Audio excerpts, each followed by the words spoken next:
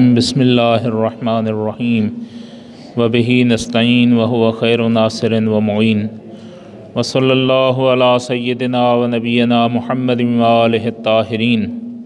قال اللہ تبارک و تعالی وَإِن كُنتُم فِي رَيْبٍ مِّمَّا نَزَّلْنَا عَلَىٰ عَبْدِنَا فَأْتُوا بِسُورَةٍ مِّن مِّثْلِهِ وَادْعُوا شُهَدَاءَكُم مِّن دُونِ اللَّهِ إِن كُنتُم صَادِقِينَ فَإِن لَّمْ تَفْعَلُوا وَلَن تَفْعَلُوا فَاتَّقُوا النَّارَ الَّتِي وَقُودُهَا النَّاسُ وَالْحِجَارَةُ أُعِدَّتْ لِلْكَافِرِينَ۔ شیخ محسن علی نجفی صاحب کا ترجمہ ہے، اور اگر تم لوگوں کو اس کتاب کے بارے میں شبہ ہو جو ہم نے اپنے بندے پر نازل کی ہے تو اس جیسا کوئی سورہ بنا لو، اور اللہ کے علاوہ اپنے حامیوں کو بھی بلا لو اگر تم سچے ہو، اور اگر تم نے ایسا نہ کیا اور ہرگز تم ایسا نہ کر سکو گے تو اس آتش سے ڈرو جس کا ایندھن آدمی اور پتھر ہیں، یہ آگ کافروں کے لیے تیار کی گئی ہے۔ خداوند متعال نے انبیاء کرام علیہم صلوات اللہ کو معجزات عطا فرمائے، اور ہمارے پیارے نبی محمد مصطفیٰ صلی اللہ علیہ وآلہ وسلم کو بھی معجزات عطا فرمائے۔ فرق ہے ان انبیاء کے معجزوں میں اور پیغمبر اکرم کے معجزات میں۔ جو معجزات ان انبیاء کو عطا ہوئے تھے وہ اسی وقت اور محسوس معجزات تھے۔ مثلاً حضرت موسیٰ علی نبینا علیہ الصلوۃ والسلام کا معجزہ یہ تھا کہ حضرت کے پاس ایک عصا تھا، وہ اژدہا بن گیا۔ لوگوں نے دیکھا اس نے چھوٹی چھوٹی رسیوں کو جو کہ جادو کی وجہ سے سانپ بن چکے تھیں یا آنکھوں کا دھوکہ تھا، ان کو اس نے کھا لیا۔ تو یہ لوگوں نے محسوس بھی کیا، سامنے واقع ہوا اور اسی وقت کے ساتھ مخصوص تھا، بعد میں ایسا نہ ہو سکا۔ حضرت عیسیٰ علیہ نبینا علیہ الصلوۃ والسلام مردوں کو زندہ کرتے تھے، تو یہ معجزہ بھی جو ہے حضرت کا اسی زمانے کے ساتھ تھا۔ مثلا ایک بندے کو جب زندہ کیا تو جب تک وہ زندہ رہا وہ معجزہ محسوس ہوتا رہا، پھر ختم ہو گیا۔ لیکن ہمارے پیغمبر اکرم صلی اللہ علیہ وآلہ وسلم کو جو معجزات عطا ہوئے وہ محسوس بھی تھے، وقتی بھی تھے، اور معجزات خالدہ بھی ہیں۔ مثلا حضرت کے سامنے کنکریوں کا کلمہ پڑھنا یہ وقتی معجزہ تھا، کنکریوں نے کلمہ پڑھا حضرت کے سامنے، اور یہ حضرت کے معجزات میں سے ایک معجزہ جو ہے تاریخ میں بیان ہوا ہے۔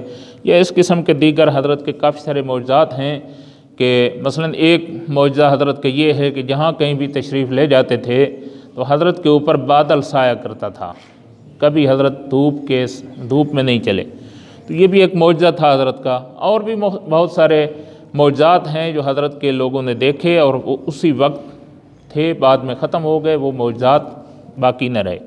لیکن قرآن مجید ایک ایسا معجزہ ہے، اور اس کے ساتھ اہل البیت علیہم الصلوۃ والسلام، یہ دونوں ایک حیثیتیں ہیں۔ اس لیے تو یہ جو ہے نا انی تارک فیکم الثقلین جب پیغمبر اکرم نے کہا نا تو اس وقت اس طرح سے 2 انگلیوں کا اشارہ فرمایا، ان 2 انگلیوں کا اشارہ نہیں فرمایا، ان 2 انگلیوں کا اشارہ فرمایا کہ یہ 2 انگلیاں نہ آگے ہیں نہ پیچھے ہیں، برابر ہیں، لیکن یہ انگلیاں جو ہیں ایک انگلی آگے بڑھی ہوئی ہے، دوسری جو ہے وہ پیچھے ہے۔ تو اہل البیت اور قرآن یہ ایسے معجزات ہیں جو ہمیشہ ہمیشہ رہنے والے ہیں۔ تو قرآن مجید جو کہ ایک معجزہ خالدہ ہے، اس کے متعلق وہ خود ارشاد فرماتا ہے، جس کو کہتے ہیں تحدی القرآن، قرآن کا مبارزہ طلبی کرنا۔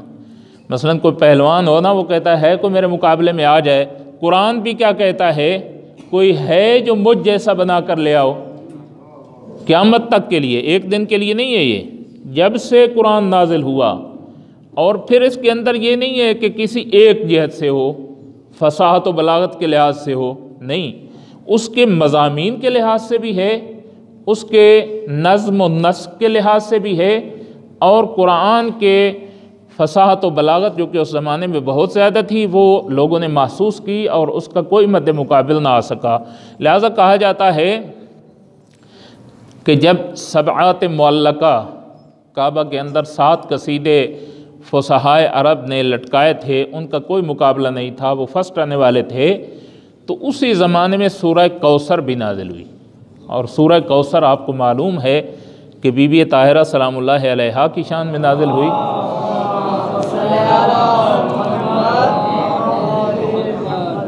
تو اس لحاظ سے کہ یہ مختصر ترین سورہ ہے، قرآن کہتا ہے اس جیسا بنا کے لے آؤ، اس لحاظ سے بھی واجز آ گئے، اور چونکہ بی بی طاہرہ کی شان میں نازل ہوا ہے تو اس کے مصداق کے لحاظ سے بھی کوئی لے آؤ تو کوئی بھی نہیں ہے۔ تو ہر لحاظ سے قرآن ایک ایسی عظمتوں پر فائز ہے جس کو قرآن خود بیان فرماتا ہے، اور اس آیت کا ماقابل کے ساتھ جو تعلق ہے وہ یہ ہے کہ سب سے پہلے خداوند متعال نے لوگوں کی قسمیں بیان کی ہیں، کچھ مومنین ہیں، کچھ کافر ہیں اور کچھ منافق ہیں، پھر اپنی وجود کو ثابت کیا کہ میں کون ہوں جس کی میں عبادت کا کہہ رہا ہوں، وہ ہوں جس نے زمین و آسمان کو خلق کیا ہے۔ اب توحید جب ثابت ہو چکی تو دوسرا مرحلہ جو ہے وہ رسالت کے اس بات کا ہے، اور رسالت کا خاصہ یہ ہے، نبوت اور رسالت کا خاصہ یہ ہے کہ وہ معجزے کے ساتھ ہوتی ہے۔ یہاں کہیں بھی نبی یا رسول سے معجزہ طلب کیا جائے تو وہ فوراً ایک ایسا کام کر کے دکھاتا ہے خارق العادہ، یعنی عادت سے ہٹ کر ہوتا ہے، عادی طور پر لوگ اس کو انجام نہیں دے سکتے، ایسا کام کر کے دکھانا کہ جو لوگ نہ کر سکتے ہوں، عاجز آ جاتے ہوں۔ تو معجزے کی بات انشاءاللہ آئندہ ابحاث میں بہت ہی مفید طریقے سے پیش کرنے کی کوشش کروں گا۔ طلبہ کرام سے گزارش ہے اور آپ مومنین سے بھی کہ اگر ہو سکے تو اس کو آپ لکھیں، اور اگر آپ کے کوئی سوالات بھی ہوں تو انشاءاللہ اس کے بھی جوابات دیے جائیں گے۔ معجزے کی بحث جو ہے ہمارے معاشرے میں بہت دقیق بحث ہے، جس کے اوپر ولایت تکوینی مرتب ہے، ولایت تشریعی مرتب ہے، یہ ساری ابحاث اس کے اندر آتی ہیں، اور اس کے اوپر اگر طلاب کرام قبلہ کعبہ علامہ سید گلاب علی شاہ صاحب کی خزینہ ایمانیہ پڑھ کر آئیں تو اور زیادہ فائدہ ہوگا۔ تو رسالت کی بحث میں سب سے پہلا چیز جو ہے وہ چیز ہے جس نے پیغمبر کی رسالت کو ثابت کیا، اور وہ کیا ہے؟ ما انزل مما نزلنا، قرآن نہیں کہا قرآن نے، یہ بھی ایک بہت لطیف سی تعبیر ہے، وہ جو کچھ ہم نے پیغمبر پر نازل کیا ہے، یعنی اللہ کی اپنے پیارے حبیب سے محبت کا یہ انداز ہے، لطیفانہ انداز میں بیان کیا۔ یہ بھی تو کہہ سکتا تھا خدا کہ ہم نے جو کتاب نازل کی ہے، ہم نے جو قرآن نازل کیا ہے، نہیں، فرمایا جو کچھ ہم نے نازل کیا ہے۔ اس کا مطلب یہ ہے کہ پیغمبر جو وہی بیان فرماتے ہیں، جس طرح سے بھی وہی بیان فرماتے ہیں، ممکن ہے کہ وہ کیا ہو؟ قرآن ہو، ممکن ہے حدیث قدسی ہو، ممکن ہے قرآن کا حصہ نہ ہو، لیکن پیغمبر کے تمام افعال جو ہیں وہ کیا ہیں؟ وہی خدا ہوتی ہے۔ توجہ ہے میری طرف؟ لہٰذا یہ نہ سمجھیں کہ مما نزلنا فقط قرآن ہے، نہیں، مما نزلنا کا مفہوم جو ہے وہ وسیع ہے، اسی کے اندر کیا آ جاتا ہے؟ حدیث قدسی اور دیگر چیزیں بھی اس میں آ جاتی ہیں۔ لہٰذا ارشاد ہوتا ہے وَإِن كُنتُمْ فِي رَيْبٍ مِّمَّا نَزَّلْنَا، یہودی کہتے تھے ہمیں شک ہے کہ یہ وحی خدا نہ ہو۔ جب وہ یہ شک کی بات کرتے تھے نا، تو پھر قرآن کہتا ہے ان کنتم فی ریب مما نزلنا، جو کچھ ہم نے نازل کیا اگر اس میں آپ کو شک و شبہ ہے تو فأتوا بسورۃ مثلہ، سورت کہتے ہیں کسی چیز کے چھوٹے سے ٹکڑے کو، پھر اس کے اوپر من داخل ہوا ہے، من مثلہ، ایک تو چھوٹے سے چھوٹا ٹکڑا اور پھر اس کا بھی من، ان میں سے کچھ لے کر آؤ، یعنی اس قرآن پورے کا نہیں ہے، بلکہ قرآن یہ واضح اعلان کرتا ہے کہ تم جو کہتے ہو کہ محمد صلی اللہ علیہ وآلہ وسلم یہ قرآن خود گھڑ کر لاتے ہیں، خود اپنی طرف سے اس کے اظہارات ہیں، اگر ہے آپ کو شک ہے کہ یہ مما نزلنا نہیں ہے تو اس کا چھوٹا سا ٹکڑے کا مقابلہ کر کے لے آؤ۔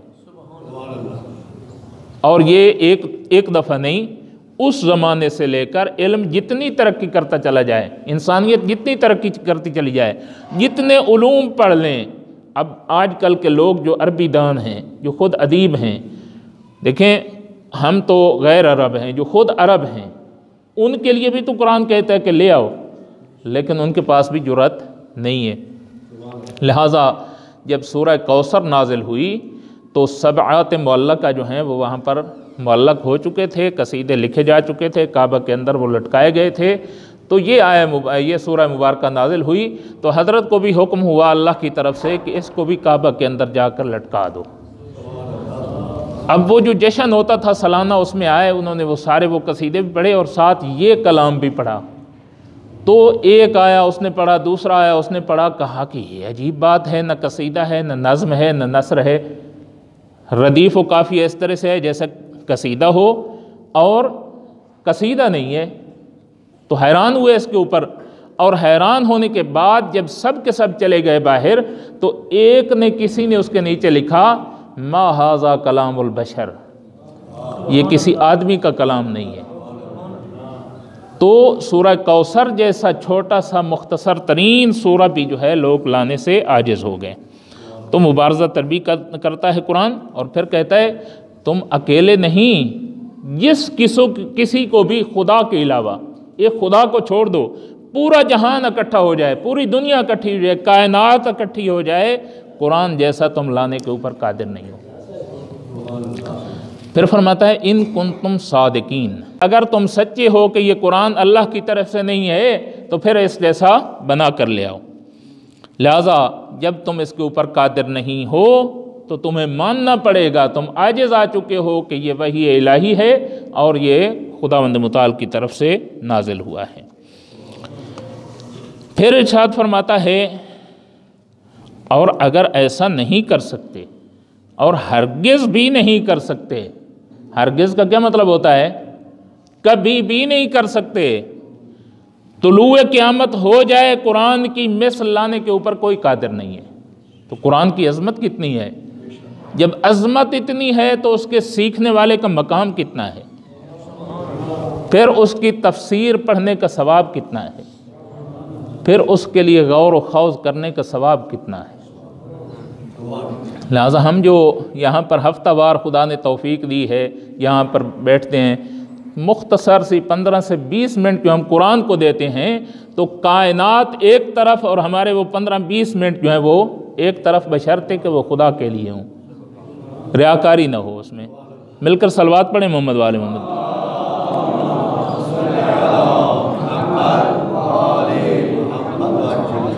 قرآن فرماتا ہے اگر تم ایسا نہیں کر سکتے اور کر سکنے کی طاقت بھی نہیں ہے تمہیں قیامت تک، تو پھر اس آگ سے کیوں نہیں ڈرتے ہو جو بنائی ہی کافروں کے لیے گئی ہے، کفار کے لیے بنائی گئی ہے۔ یہ کیسے ہو سکتا ہے کہ ابھی کفار تو وہاں پہنچے نہیں تو آگ کیوں پہلے سے روشن کر کے رکھی گئی ہے؟ مثلاً جب انسان کوئی کپڑا سلواتا ہے تو ابھی پہنا نہیں ہوتا اور وہ کیا کہہ رہا ہوتا ہے کہ یہ میرا لباس ہے، یا کوئی زمین خریدتا ہے، کوئی پلاٹ خریدتا ہے کہ یہ میرا گھر بنانے کے لیے میں نے اس کو سکونت کے لیے اس کو اختیار کیا ہے۔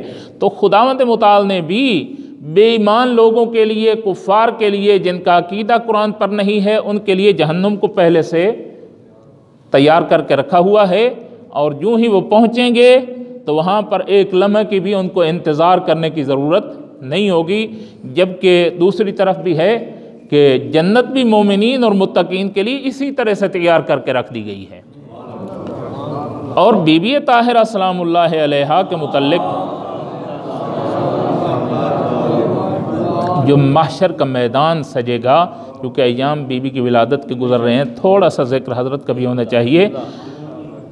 کمال کی یہ روایت ہے اور آپ اس کے اوپر غور کریں، کتنی عظمت ہے بی بی طاہرہ سلام اللہ علیہا کی، کیونکہ شریکت القرآن ہیں، ہم مثل قرآن ہیں۔ تو قرآن اگر معجزہ ہے تو بی بی بھی معجزہ ہیں، اسی لیے تو یہاں سے پھر سمجھ آتی ہے کہ بعد از رحلت پیغمبر مولا علی نے وہ کام نہ کیا جو بی بی طاہرہ نے اسلام کے بچانے کے لیے کیا۔ گھر میں مولا بھی موجود ہیں، حق تو یہ بنتا تھا کہ مولا دروازے پہ چلے جاتے، حضرت جا کر ان کو جواب دیتے، لیکن حضرت نہیں گئے دروازے کے اوپر۔ اس کا مطلب یہ ہے کہ جو آل رسول، جو کہ بضعۃ الرسول ہے، وہ معجزہ دکھا سکتی تھی یہاں پر، اور حضرت وہاں پر تشریف لے گئے اور وہاں جا کر ان کو جواب دیا، اور پھر اس سے اسلام کا ایک بیمہ کر دیا۔ قیامت تک اسلام بچ گیا، محفوظ ہو گیا، اگرچہ کہ ظاہری طور پر حضرت کے اوپر جو مشکلات آئیں، اور یہی وجہ ہے کہ جو کچھ بھی ہو جائے، جتنی مشکلات بھی آ جائیں، آل محمد نے یہ قصد کیا تھا کہ ہم نے دین کو بچانا ہے، کیونکہ بھیجے اس لیے گئے تھے، اللہ کا مقصد یہی تھا۔ تو بی بی طاہرہ سلام اللہ علیہا جس دن محشر کے دن میدان محشر میں پہنچیں گے، تو محشر میں کون کون ہوگا؟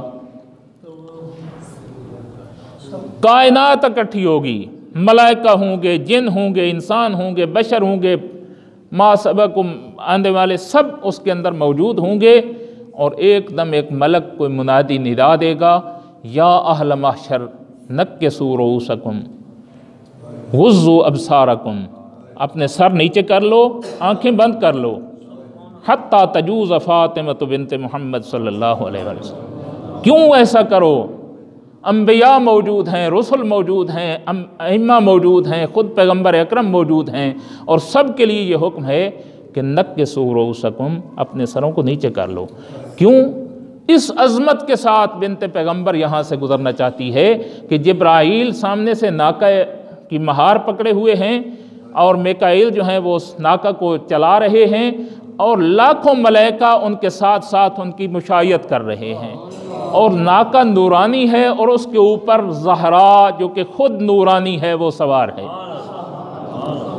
اس شان شوکت کے ساتھ جائے گی، اور اللہ فرمائے گا کہ اے میری کنیز، سب سے پہلے جنت تیرے لیے آمادہ کی گئی ہے، لہذا آپ جنت میں داخل ہوں۔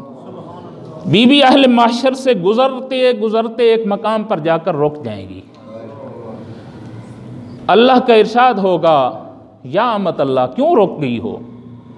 تو عرض کرے گی یا رب العالمین، جب تک وہ نہ جائیں جو میرے حسین پہ روتے تھے، اس وقت تک میں جنت میں نہیں جاؤں۔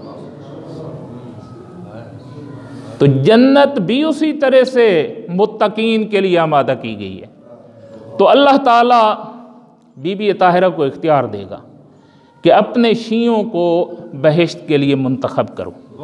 تو روایت ملتی ہے کہ بی بی اس طرح سے شیعوں کو اہل محشر سے چن لیں گی جس طرح سے پرندہ اپنے دانے کو الگ کر لیتا ہے، اور چن کر ان کو بہشت کی طرف لے جائیں گی۔ تو یہ ہے وہ اجر جو محبت آل محمد کا ہے، جو تقوی اختیار کرنے کا ہے، جو ایمان باللہ کا ہے، قرآن کے اوپر ایمان کا ہے، اہل البیت کے اوپر ایمان کا نتیجہ کہاں پر ظاہر ہوگا؟ اہل محشر دیکھیں گے، سب حساب کتاب دے رہے ہوں گے، اور شیعیان علی بی بی طاہرہ کی سفارش سے بہشت کی طرف روانہ ہو جائیں گے۔ تو یہ ہیں وہ چیزیں کہ جہنم بھی پہلے سے آمادہ ہے اور جنت بھی پہلے سے آمادہ ہے، لیکن یہ کیسی آمادہ ہے؟ کمال کی چیز ہے جہنم، جس کا ایندھن کوئی عام سی چیز نہیں ہے، پتھر اور انسان اس کا ایندھن ہے۔ لیکن کیسے ہے؟ انکم وما تعبدون من دون اللہ حسب جہنم، تم اور جس کی تم عبادت کرتے تھے بتوں کی، یہ ایندھن جہنم ہیں۔ مشرکین کو ارشاد رب العزت ہے، لیکن کیسا ہے؟ ایک ہوتی ہے نا باہر سے آگ کا لگنا، ایک ہے اندر سے آگ کا پھوٹنا۔ یہ انسانوں کے دلوں سے وہ آگ روشن ہوگی اور اندر سے وہ باہر نکلے گی۔ ایک تو باہر سے وہ کم تکلیف دہ ہوتی ہے، یہ جو آگ ہے، اور جدید سائنس نے یہ ثابت کیا ہے کہ پورے اجسام، جتنے بھی اجسام ہیں نا جس کے اوپر جسم صادق آتا ہے، اس کے اندر ایک بہت ہی سخت قسم کی آگ موجود ہے، لہٰذا اس کا سمجھنا جو ہے وہ اتنا مشکل نہیں ہے۔ یہ ثابت ہو چکا ہے سائنس کے لحاظ سے کہ ان کے اندر ایک حرارت اور ایسی سخت ترین حرارت موجود ہے۔ آپ اسی ایٹم کو دیکھ لیں جو کہ آج کل بہت اس کے اوپر شد و مد کے ساتھ باتیں ہو رہی ہیں، تو سب یہ کیا ہے؟ حرارت ہے، ایک انرجی ہے، ایک طاقت ہے کہ جس سے سب کچھ بنایا جا رہا ہے۔ تو لہٰذا ایک ایسی حرارت ہوگی جو ان کے دلوں سے روشن ہوگی، دلوں کو جلا کر بدن کے اندر سے نکلے گی اور پھر پورے جسم کو بجھا دے گی، ختم کر دے گی، خاکستر کرے گی، اور پھر دوبارہ ان کا بدن بنایا جائے گا، پھر یہی عمل ہوگا، پھر خاکستر، پھر بدن۔ یہ کن کا عذاب ہے؟ جو قرآن کے اوپر ایمان نہیں رکھتے، جو قرآن کو وحی الہی نہیں سمجھتے، جو قرآن کی عظمت کے قائل نہیں ہیں۔ تو یہ ایک حرارت کا تصور ہے کہ جو خداوند، لہٰذا اس آگ کو اس دنیاوی آگ کے ساتھ مقایسہ ہی نہیں کیا جا سکتا۔ دنیا کی آگ تو کیا گرم تو ہے، اس کو بھی ہم ہاتھ نہیں لگا سکتے، لیکن وہ جو جہنم کی آگ ہے وہ چونکہ اندر سے دلوں سے نکلے گی تو اس کا یہ حال ہوگا۔ اور اس کی دلیل کیا ہے؟ خود قرآن فرماتا ہے سورہ ہمزہ میں آیت نمبر 6 اور 7 میں ارشاد رب العزت ہے نار اللہ الموقدۃ التی تطلع علی الافئدہ، خدا کی روشن کی ہوئی آگ جو کہ دلوں کے اندر سے پھوٹے گی اور دلوں پر سایہ کرے گی اور اندر سے باہر کی طرف سرایت کرے گی، جبکہ دنیاوی آگ جو ہے وہ باہر سے اندر کی جانب سرایت کرتی ہے۔ یہ جو جہنم کی آگ ہے وہ باہر سے نہیں جلائے گی بلکہ دلوں کے اندر سے حرارت نکلے گی۔ لہٰذا یہاں پر چند ایک نکات قابل توجہ ہیں۔ ایک نقطہ تو یہ ہے کہ قرآن میں سورہ سے مراد ایک چھوٹا سا ٹکڑا ہے، لہٰذا قرآن کہتا ہے میرے چھوٹے سے چھوٹے ٹکڑے کا مقابلہ بھی تم نہیں کر سکتے ہو۔ دوسری قابل توجہ بات یہ ہے، قرآن کبھی کہتا ہے کہ پورے قرآن کی مثل لے کر آؤ، پھر کہتا ہے 10 سورتیں لے کر آؤ، پھر کہتا ہے ایک سورت لے کر آؤ۔ تو یہ چونکہ ان کا دعویٰ اسی طرح سے تھا مشرکین کا، سب سے پہلے جب قرآن نازل ہوا تو کہنے لگے ہم بھی ایسا جیسا بنا لیں گے، جیسا محمد صلی اللہ علیہ وسلم لے کر آئے ہیں ہم بھی ایسا جیسا بنا کر لا سکتے ہیں۔ تو قرآن نے کہا اگر تمہارے اندر جرأت ہے تو ایسا جیسا بنا کر لاؤ۔ جب اس سے عاجز آ گئے تو ارشاد ہوا کہ 10 سورتیں لے کر آؤ، اس کے اوپر بھی عاجز آ گئے، پھر ارشاد ہوا کہ ایک سورت لے کر آ جاؤ، پھر ایک سورت کا بھی کچھ حصہ لے کر آ جاؤ، اس کے اوپر بھی ان کو جرأت اور آج تک نہ کر سکے، قیامت تک یہ قرآن کا دعویٰ ہے۔ لہذا مخالفین کی چونکہ مخالفت تدریجی تھی تو قرآن کی مبارزہ طلبی بھی کیا تھی؟ تدریجی تھی۔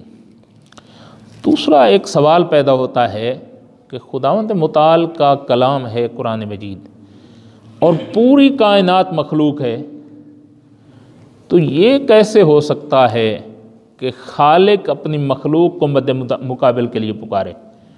لیکن ایک چھوٹا سا بچہ ہو، اس سے بندہ کہے کہ آؤ میرا مقابلہ کرو، کوئی توق نہیں بنتا۔ وہ خالق کائنات ہے اور کہتا ہے میری کلام ہے اس کے مقابلے میں لے کر آؤ، تو جواب یہ ہے کہ سب کے لیے نہیں ہے، جو مان گئے ان کو تو نہیں کہہ رہا، جو کہتے ہیں ہم جیسا بنا لیں گے خدا کہتا ہے اس جیسا بنا کر لے آؤ، ان کے لیے ہے، ان کو عاجز کرنے کے لیے، ان کے سامنے اتمام حجت کرنے کے لیے ہے کہ تمہارے اندر یہ سکت اور طاقت نہیں ہے، لہٰذا قرآن کے اوپر ایمان لے آؤ، میرے پیغمبر کے اوپر ایمان لے آؤ، اور یہ سب کچھ خداوند متعال کی طرف سے ہے۔ لہٰذا یہ چیلنج جو ہے یہ صحیح ہے۔ ایک اور نقطہ یہ ہے کہ وَادْعُوا شُهَدَاءَكُمْ، کہ مطلب یہ ہے کہ تم خدا کی مدد کے علاوہ جس سے چاہو سب کو بلا لو، ایک بندہ نہیں، 2 نہیں، ایک علاقہ نہیں، ایک ملک نہیں، سعودی عرب نہیں، ایران نہیں، عراق نہیں، پوری کائنات میں جن و انس مل جائیں پھر بھی قرآن کا مقابلہ نہیں کر سکتے ہو۔ لہٰذا جب یہ صورتحال ہے تو قرآن تو مبارزہ طلبی کر رہا ہے، آج بھی جو قرآن کو وحی الہی نہیں مانتے یا تو اس جیسا بنا کر لے آئیں اور یا پھر اپنے ہاتھ کھڑے کر لیں اور یہ کہہ دیں کہ اشہد ان لا الہ الا اللہ واشہد ان محمد رسول اللہ واشہد ان علی ولی اللہ۔ مل کر صلوات پڑھیں محمد و آل محمد۔ اللہم صلی علی محمد۔